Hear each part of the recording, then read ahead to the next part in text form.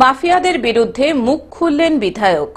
মুর্শিদাবাদ জেলার বরঙ্গা বিধানসভা কেন্দ্রের বিধায়ক জীবন কৃষ্ণ সাহা মঙ্গলবার সাংবাদিকদের সামনে মাটি মাফিয়া এবং বালি মাফিয়াদের বিরুদ্ধে মুখ খুললেন এবং জানালেন এই বিষয়ে তিনি নবান্নে অভিযোগ করেছিলেন।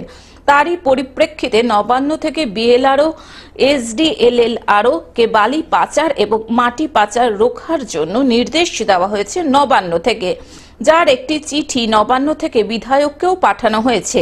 তিনি বলেন, ওই ব্লকেরই আখাই দিঘির পাহাড় এলাকায় দেদার মাটি কাটা হচ্ছে এবং ওই ব্লকের বিভিন্ন এলাকায় ময়ূরাক্ষী এবং কোপাই নদীতে দেদারভাবে বালি পাচার চলছে।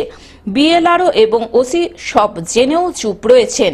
এটা নিয়ে আমি বারবার বলছি, আমি বিডিও সাহেবকেও এর আগে আমি অনুরোধ জানিয়েছি, আমি মৌখিকভাবে, আমি বিএলআরওকে লিখিতভাবে এবং এসডিএলআরও এডিএম ডিএম এবং আমি যথারীতি নবান্ন সেখান থেকেও দেখুন চিঠি এসছে, সেই চিঠি অলরেডি পুলিশ প্রশাসনকে বলবো এই কড়া পদক্ষেপ, অবৈধ বালিঘাট বন্ধ, ওভারলোড বন্ধ, অবৈধ মাটি কাটা বন্ধ, এটাই আমার দাবি।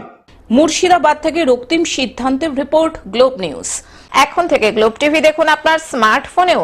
গুগল প্লে স্টোর অথবা অ্যাপল স্টোর থেকে ডাউনলোড করুন গ্লোব টিভি লাইভ অ্যাপ। এছাড়াও জিও টিভি অ্যাপ থেকেও দেখুন গ্লোব টিভি লাইভ।